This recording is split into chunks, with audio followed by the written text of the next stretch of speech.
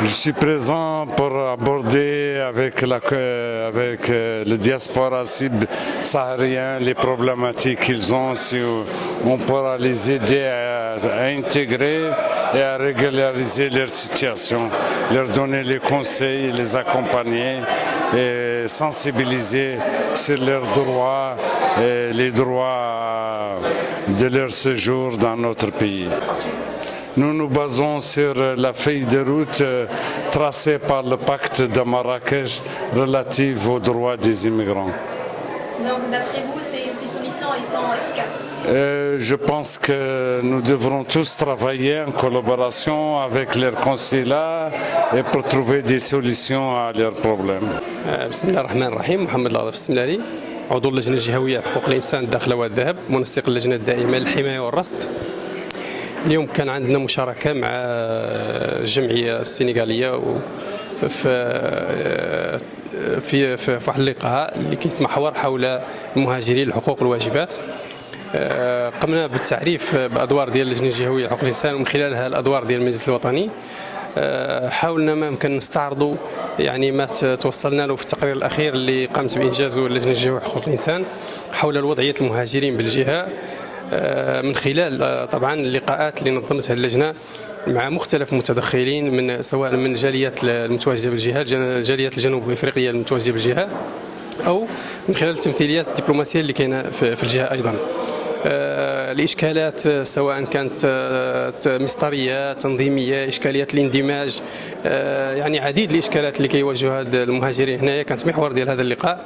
حاولنا ما امكن اننا نوصلوا لهم يعني طريقه الاشتغال ديالنا من اجل يعني انهم يتمكنوا من انهم يتوصلوا بحقوقهم كامله والدفاع عنها بشكل يعني قانوني في الجهه. حاولنا ايضا اننا نحفزوهم على انهم يوعوا لا الجاليات المتواجده بالجهه ولا ذوك اللي مقبلين انهم يجوا بخطوره يعني هذه المسارات اللي كيتاخذوا باش يعني في الهجره، الخطوره ديال البحر، الخطوره ديال الصحاري، الخطوره يعني ديال الوصول ديالهم للجهه. ان شاء الله نعتزموا ان ننظموا لقاءات اخرى اللي تكون اكثر يعني شموليه، ونوضحوا لهم فيها ان الطريقه القانونيه اللي يمكن لهم انهم يستقروا بها بالتراب الوطني خاصه بجهه الداخل والذهب. Je m'appelle Papa Lafatim Sen, je suis le conseiller juridique du consulat général du Sénégal à Dakhla. Bon, ma présence se justifie parce que j'étais invité par M. Pierre Sen, qui est le président de la communauté sénégalaise ici à Dakhla, pour sensibiliser la communauté subsaharienne sur deux thèmes, les droits des migrants et les risques de l'immigration clandestine. Comme vous le savez, il y a une vague d'immigration clandestine depuis le mois d'avril. Donc on a accueilli pas mal de subsahariens, particulièrement des Sénégalais qui tentaient de rejoindre l'Espagne par les pirogues. Donc pour éviter les drames humains, on a jugé nécessaire de sensibiliser toute la communauté pour leur éviter ces drames, pour qu'ils puissent connaître aussi leurs droits ici au Maroc, particulièrement concernant le renouvellement des cartes de séjour et pour les premières demandes de cartes de séjour. Bon, c'est une très belle initiative parce qu'on s'est rendu compte qu'il y a pas mal de choses que les migrants ne connaissent pas, surtout la règle des 90 jours. Donc c'est la loi 0203 qui organise l'immigration ici au Maroc, et cette loi précise que dès que vous rentrez au Maroc, pour ceux qui n'ont pas besoin de visa, vous avez un délai de 90 jours pour faire de votre demande de carte de séjour. Voilà, donc et généralement nos compatriotes ne le comprennent pas bien. Dès qu'ils arrivent, ils restent et après ils se trouvent en situation de dépassement de séjour, ce qui complique les démarches administratives pour l'obtention de la carte d'immatriculation. Je m'appelle Pierre-André, je suis responsable des services de la Caritas ici à Dakhla au niveau de l'Église catholique. Aujourd'hui, c'est une grande joie que j'éprouve quand nous avons pu organiser cette séance de sensibilisation et on a vu qu'il y a eu une réussite. Les migrants ont répondu et puis ceux qu'on a invités aussi pour débattre sur les thèmes ont vraiment facilité les choses. Donc c'est pourquoi aujourd'hui, au nom de la Caritas, je suis vraiment ému. Je suis content et je demande à tous les migrants, à toutes les personnes étrangères qui sont au Maroc de chercher quand même à régulariser leur situation. Donc cela veut dire quoi?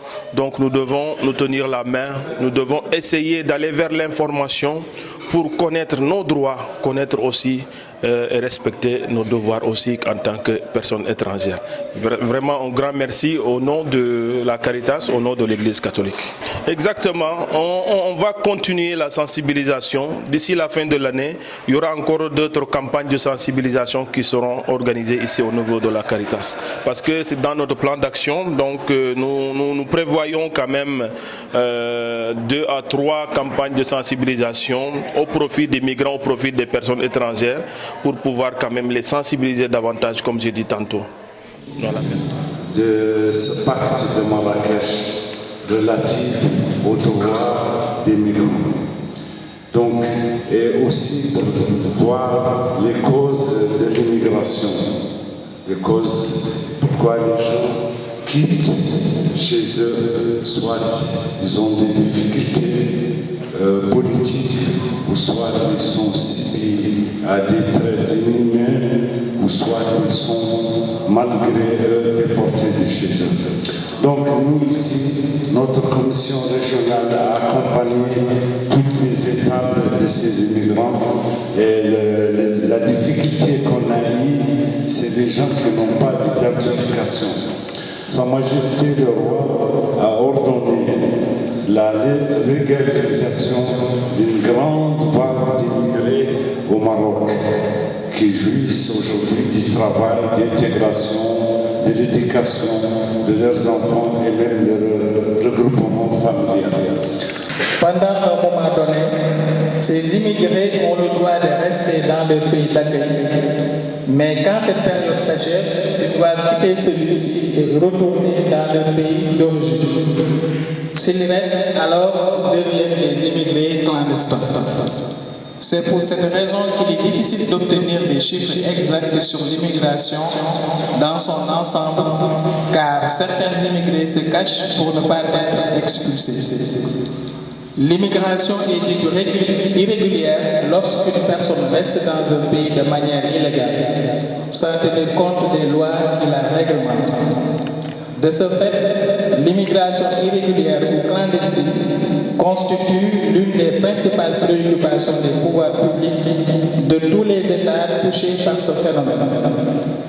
Par conséquent, il est combattu par tous les gouvernements des pays de départ, de transit et de destination. On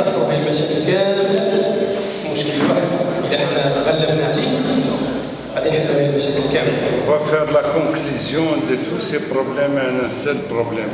Et si on arrive à le réaliser, on va sortir de tous ces problèmes. إذا تمكنا من أننا تكونوا أنتم في تواجد قانوني في الداخل تكونوا على علم من جميع المشاكل الأخرى معنا. لا مشكل تشغيل ولا. Il faut être sûr si vous êtes dans une situation, si vous arrivez à être dans une situation légale ici, nous pouvons vous aider à améliorer votre intégration et votre vie. Donc, le travail, parce qu'on pour travailler, pour être protégé, protéger ses droits, il faut être dans une situation régulière. هذه الإشكالات اللي راح تسمعنا هنا كنا نوتيسا اللي إن شاء الله نشوف فيها اللجنة اللي نحاول ما يمكن أن يكون عندنا لقاءات مع ممثلين ديال الهيئات المدنية ديالكم وأيضا بالقنصليات المتواجدة في الجهات باش ننظموا واحد اللقاء اللي ندرسوا فيها الإشكاليات هذه وتوقع كلها كيف كان عندنا في العالم المجلس الوطني لحقوق الإنسان بدوره بطبيعة الحال غادي يشرف على أنها تنزل بشكل سليم. On a pris note de tous les problèmes qui ont été exposés ici et nous allons les aborder avec nos collègues au sein de la Commission régionale des droits de l'homme pour trouver des solutions et nous aurions encore plus de rencontres avec les communautés d'immigrés.